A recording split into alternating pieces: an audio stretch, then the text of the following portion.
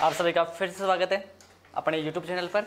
और पिछले वीडियो में आप लोगों ने पौधे लगाना, डिगिंग ऑफ पिट्स, उद्यान लगाने की विधियाँ, स्थान का चुनाव, जलवायु, सड़क, रास्ते ये पढ़ चुके थे। गड्ढे कितने आकार के होते हैं वो पढ़ चुके थे।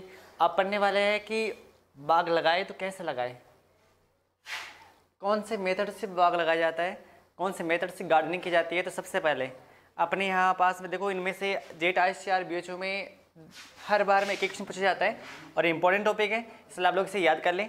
तो देखिए, बाग लगाने की मुख्यतः 6 विधियाँ हैं। बाग लगाने की मुख्यतः 6 विधियाँ हैं। First, square method. Second, rectangular method. Third, triangular method. 4, quincunx method. 5, hexagonal method. और 6, कंटूर मेथड। ये 6 विधियाँ होती है बाग लगाने की। इन्हीं के आधार पर बाग लगाया जाता है। अब नेक्स्ट देखिए, इनमें लगता कैसे कैसे है और कितनी L/P रखी जाती है, कौन सी विधि सबसे अच्छी होती है, कौन सी में ज़्यादा पौधे लगाए जाते हैं, कौन से में कम लगाए जाते हैं, आसान विधि कौन सी है, हार्ड विधि कौन सी है।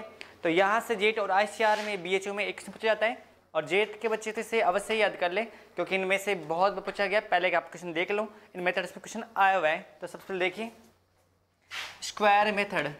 स्क्वायर मेथड को हिंदी में बोलते हैं वर्गाकार विधि। कौन सी विधि? वर्गाकार विधि। मैं समझा दूँ कैसे पौधे लगाते हैं। तो देखिए, इस विधि में वर्ग के आकार में पौधे लगाए जाते हैं। इस विधि में वर्ग के आकार में पौधे लगाए जाते हैं। और वर्ग कहते किसे हैं? वर्ग कहते किसे है? जिसकी चारों भुजा है क्या हो? समान हो। तो इस मेथड में वर्ग के आकार में पौधे लगाए जाते हैं। इस विधि की मुख्य विशेषता क्या होती है कि इसमें L/P।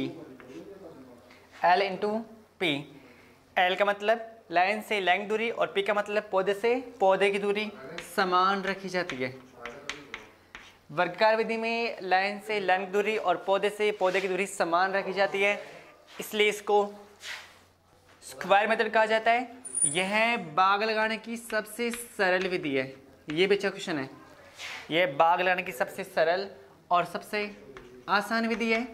इसमें L/P समान रखी जाती है और इस विधि में कृषि क्रियाएं आसानी से की जा सकती है। और आपको मैं बता दूं कि सबसे ज़्यादा बाग इस विधि में लगाए जाते हैं, स्क्वायर मेथड में लगाए जाते हैं। इसमें L/P समान होती है और सरल और आसान विधि है। आराम से आप लोग रेखांकन इसका कर सकते हैं। कृषि क्रिया करने में भी क्या होती है? आसानी होती है। तो ये है वर्गाकार विधि, सबसे सरल, सबसे सही, सबसे आसान और सबसे ज़्यादा अपनाई जाने वाली ये विधि है। नेक्स्ट विधि का नाम है रेक्टेंगुलर मेथड। हिंदी में बोलते हैं आयताकार। क्या बोलते हैं? आयताकार विधि। देखिए इसमें कैसे लगाया जाता है। ये विधि वर्ग की समान ही है, लेकिन इसमें थोड़ा चेंज होता है और वो चेंज ही आपको जानना है। देखिए, रेक्टेंगुलर आयताकार विधि, यह विधि भी आयताकार का ही रूप है, लेकिन इस विधि के अंदर एक छोटी सी अलग से कुछ है बात है, वो आप पहचानोगे। यह भी वर्गाकार विधि के समान है। यह भी बाग लगाने की सरल और आसान विधि है और इसमें भी कृषि क्रियाएं आसानी से की जा सकती है और यह भी विधि मुख्य रूप से अपनाई जाती है। इस विधि में क्या करते हैं? इस विधि में लाइन से लाइन की दूरी तो समान रखी जाती है, लाइन से लाइन की दूरी तो समान रखी जाती है, लेकिन पौधे से पौधे की दूरी क्या कर देते हैं? कम। दोबारा याद कर लें, इस विधि में लाइन से लाइन की दूरी और पौधे से पौधे की दूरी में ही थोड़ा अंतर है।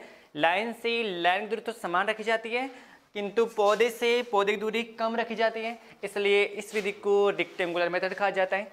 2 विधियाँ पढ़ चुके हैं, एक है स्क्वायर मेथड, 2 रेक्टेंगुलर मेथड, ये वाली वर्गाकार और ये आयताकार। नेक्स्ट देखिए, ट्रायंगुलर मेथड। ट्रायंगुलर को बोलते हैं त्रिभुजाकार। क्या बोलते हैं? त्रिभुजाकार। इसमें पौधे कैसे लगाए जाते हैं? इस विधि में त्रिभुज के समान पौधे लगाए जाते हैं। कैसे? त्रिभुज के समान पौधे लगाए जाते हैं।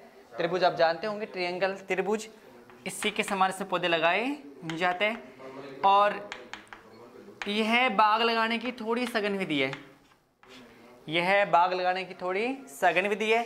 इसके विषय सुन ले आप लोग। इसमें बाग थोड़ा सघन हो जाता है और कृषि क्रियाओं में थोड़ी आसानी नहीं होती। मतलब कृषि क्रिया कहना थोड़ी मुश्किल है, क्योंकि ये बाग थोड़ा इस विधि में सघन हो जाता है। इसमें पौधे कैसे लगाए जाते हैं वो समझिए। इस विधि में पौधे से देखो, पहले पौधे से दूसरे पौधे की दूरी क्या रखी जाती है, समान रखी जाती है, और तीसरे पौधे की दूरी भी समान रखी जाती है। इसमें देखो समझ जाओ सीधा सा, इसमें दो पौधे समान दूरी पर, इसमें दो पौधे समान दूरी पर, तीसरा पौधा भी समान दूरी पर, दो पौधे समान दूरी पर, तीसरा पौधा भी समान दूरी पर, लेकिन दोनों पौधों के बीच में लगाया जाता है, इसलिए इसको क्या बोलते हैं, ट्रायंगुलर मेथड। बाग थोड़ा सघन होगा, कृषि क्रिया करना आसान नहीं होगा, और दो पौधे समान दूरी पर होंगे, तीसरा पौधा भी समान दूरी पर होगा, लेकिन दोनों पौधे के बीच में होगा। ये इसकी क्या है, प्रमुख विशेषता, इसलिए इसको बोलते हैं त्रिभुजाकार विधि। अपन यहाँ पर दो विधियाँ स्क्वायर मेथड पढ़ चुके हैं, आयताकार पढ़ चुके हैं, और नेक्स्ट पढ़ रहे हैं अपन लोग त्रिभुजाकार मेथड। अब देखिए इन दो के बाद में जो अगली विधि का नाम है, ये समझ गए होंगे आप लोग। अगली विधि है उसका नाम है क्विंक्वन्स मेथड। क्विंक्वन्स मेथड, क्विंक्वन्स विधि, और इसका मैं समझा दूं, क्विंक्वन्स विधि को पंचभुजाकार विधि भी कहा जाता है। कौन सी विधि, पंचभुजाकार विधि भी कहा जाता है। क्विंक्वन्स विधि को ही पूरक विधि कहा जाता है। कौन सी, पूरक विधि। मैं आपको समझाऊं कैसे होता है इसमें क्विंक्वन्स विधि।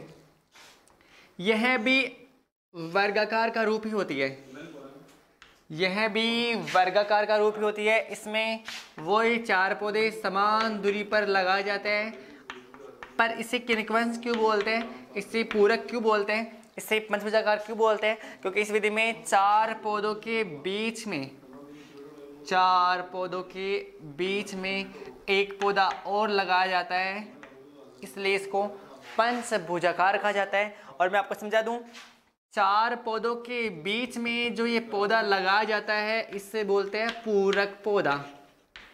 क्या बोलते हैं, पूरक पौधा या फिलर प्लांट।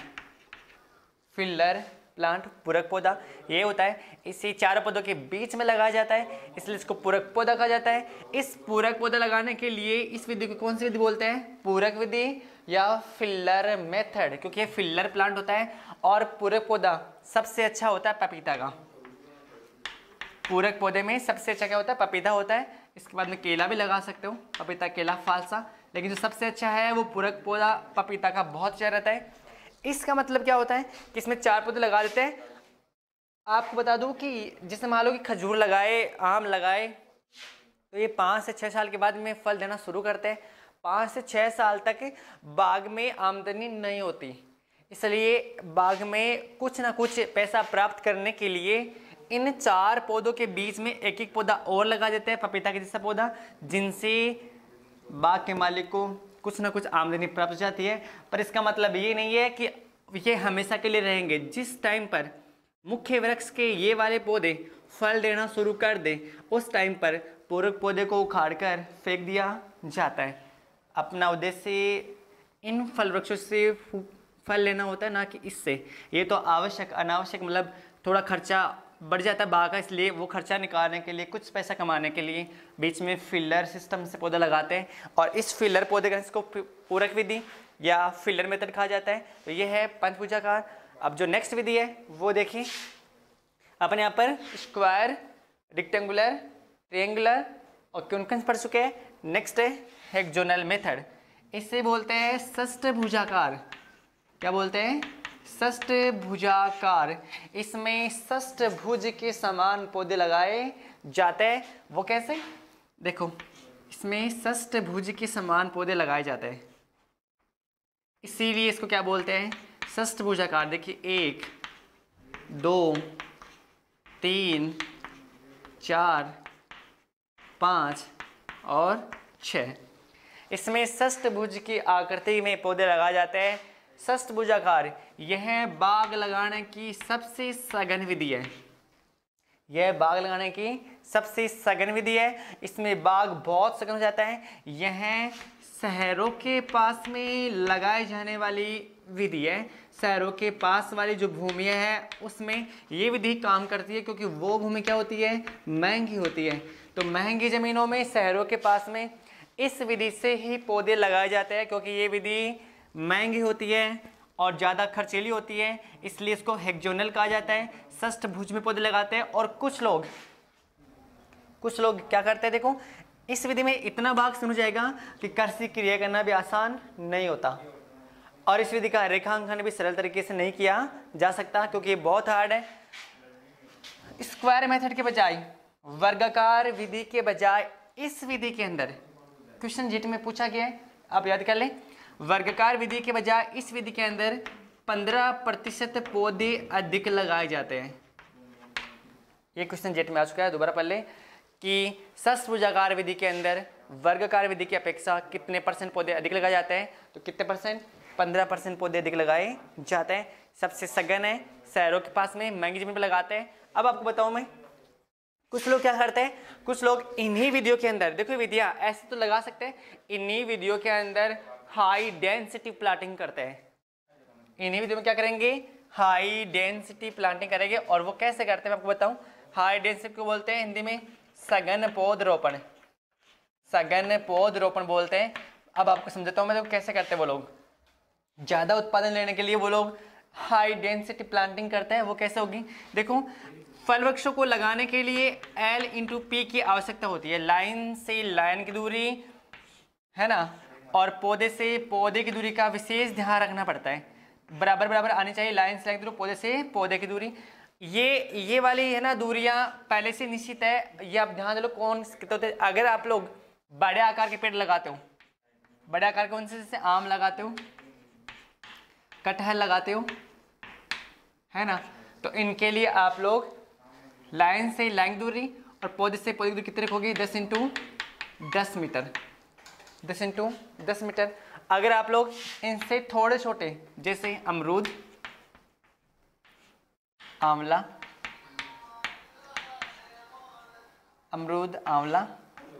अनार, ये लगाते हो, तो इनके लिए आप रखोगे 8x8 मीटर। इनके लिए आप लोग 8x8 मीटर के रखोगे। अगर इनसे छोटे हैं, जैसे नींबू, संतरा, माल्टा, खजूर, इनके लिए आप लोग L/P 6x6 मीटर रखोगे। और अगर छोटे हैं, जैसे केला, पपीता और फालसा, तो इनके लिए रखोगे आप लोग 3x3 मीटर। ये तो निश्चित है, लेकिन अगर आप लोग हाई डेंसिटी प्लांटिंग करोगे तो आप लोग ये दूरियां कम ज़्यादा कर सकते हो। जैसे मान लो कि वर्गाकार विधि में अपन लोग है ना, वर्गाकार विधि के अंदर अपन लोगों को आम के पौधे लगाना है। वर्गाकार विधि में अपन लोगों को आम के पौधे लगाना है, तो देखिए पहला पौधा 10 मीटर, दूसरा पौधा 10 मीटर, पौधे से पौधे की दूरी कितनी हो जाएगी, 10 मीटर हो जाएगी। और लाइन से लाइन की दूरी, पहली लाइन देखो 10 पे है, तो दूसरी लाइन कितने पे आएगी, ये भी 10 मीटर पे, और ये वाला पौधा भी 10 मीटर पे। अगली लाइन में कितने पे आएगी, 10 पे आएगी। ऐसे आप लोग लगा पाएंगे 10-10 मीटर पर आप लोग क्या लगाओगे, पौधे लगाओगे। लेकिन विशेष बात, अगर हाई डेंसिटी प्लांटिंग करना चाहते हो तो वो कैसे होगी, अगर आपके पास में किसी भी फल वृक्ष की बोने की क्षम हो, जैसे आम की बोने की क्षम है, आम्रपाली, उसमें आप लोग ये दूरियां कम कर दोगे। हालांकि विधियां तो ये रहेगी वर्गाकार, आयताकार, लेकिन आप लोग उनमें ये दूरियां कम कर दोगे। आप लोग इन विधियों से है ना पौधों की संख्या भी ज्ञात कर सकते हो। पौधों की संख्या कैसे ज्ञात कर सकते हो, उसका सूत्र है आपके पास में, देखो पौधों की संख्या बराबर क्षेत्रफल, है ना, क्षेत्रफल देखना है वो वर्ग मीटर में अपॉन L/P। अगर आपको ऐसे बोले कि 1 हेक्टेयर में आम के पौधे लगाने हैं, तो 1 हेक्टेयर में आम के कितने पौधे आएंगे। और अगर आपको दूरी भी ना दे, अगर ऐसा दे दे कि 1 हेक्टेयर में 10x10 मीटर से आम के कितने पौधे आएंगे, अगर आपको ये ना भी बताए और सीधा पूछ ले कि 1 हेक्टेयर में या 2 हेक्टेयर में या 3 हेक्टेयर में कितने आम के पौधे आएंगे, तो आपको बता दूं कि आपको पहले पता होगा कि 1 हेक्टेयर बराबर, अपने कृषि के अंदर ज़मीन को 1 हेक्टेयर में 20 वगैरह 1 हेक्टेयर में करते हैं।